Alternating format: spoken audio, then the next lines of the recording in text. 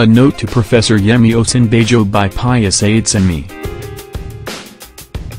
Now that a world-acclaimed professor of law is running the show in the land, you'd expect him to use this window to inject some strange notions into the system.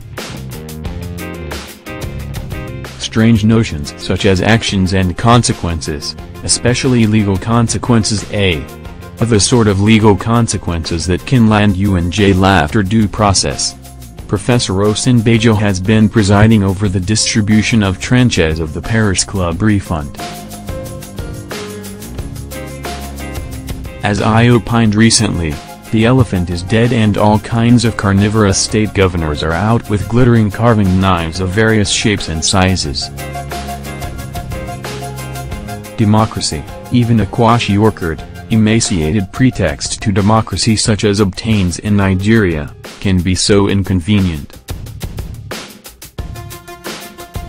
Otherwise, it should even be a crime to give another tranche of the Paris Club Refund to any state governor in this country, given their antecedents with earlier tranches. What ought to be happening is a very busy EFCC and Federal Attorney General preparing dossiers against all these current governors so that they can all be arrested and made to face charges of criminal diversion of the Paris Club refunds as soon as their term is over and they lose immunity. None of them hasn't stolen from the funds. The difference is in the scale and manner of the stealing. The polished ones among them have stolen the funds with some finesse, the Ponmo and Ajashawa ones among them have stolen it with palm oil stains all over their chest. You cannot really argue with your background. But I was talking about consequences and what Osinbajo ought to be doing by now. That part of my reflection has nothing to do with the governors. Academic curiosity should make Professor Osinbajo want to know and understand how we got into a situation of Paris and London club refunds in the first instance. He ought to be interested in the history and sinews of criminal negligence, corruption, and racketeering that led to the over-deductions in the first place.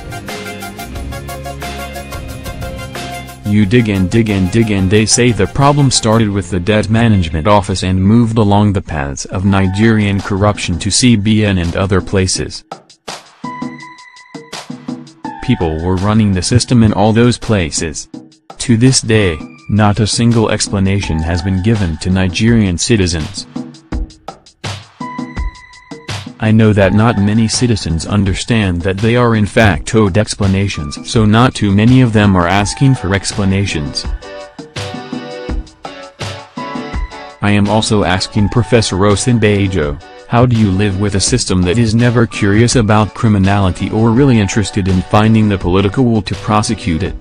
Sir, how do you wake up every morning, look in the mirror, and not feel uncomfortable that the man looking back at you has not deemed it necessary to begin a process to make somebody or some people accountable for the over-deductions that got us here in the first place?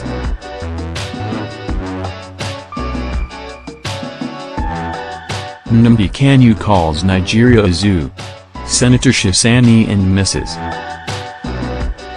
Aisha Buhari are in agreement that Nigeria is metaphorically littered with lions, hyenas, and weaker animals. President Buhari also once metaphorically thought that there may be dogs and baboons all over the place. Professor Osinbajo, your folks in the elite are wrong about all these animals they are throwing around. There are actions and consequences in the animal kingdom. In a pride of lions, among hyenas, baboons, meerkats, zebras, etc., there are always consequences if your actions are deleterious to the common interest of the group. Depending on the nature of the animals in question, you could get banished or killed for endangering the collective good and interest. In essence, Professor Osinbajo, the only place where there are actions and consequences in Nigeria is among the residents of the Yankari Game Reserve. You will recall that your boss promised to transfer the elementary values of the Yankari game reserve to governance so that we, the human owners of the animals in that park, can at least learn something. Then people padded his first budget. He promised consequences and shuffled them around in offices in Abuja. To date, nobody has been punished for budget padding. When you started distributing the Paris Club funds, I said to myself, now, this is a professor of law. He is going to understand that things need to be done beyond mere distribution and sending Kemi to hell for greater accountability. We need to understand how the over-deductions happened. People need to be investigated and punished. Above all, the Nigerian citizen needs full explanations in a detailed national press conference by the concerned authorities. Professor Osinbajo, unlike majority of the ignorant and half-illiterate people in government, I am sure you fully understand that explaining these things to the Nigerian citizen is not a privilege you are bestowing on him and her. It is your duty to explain. It is their right to be explained to.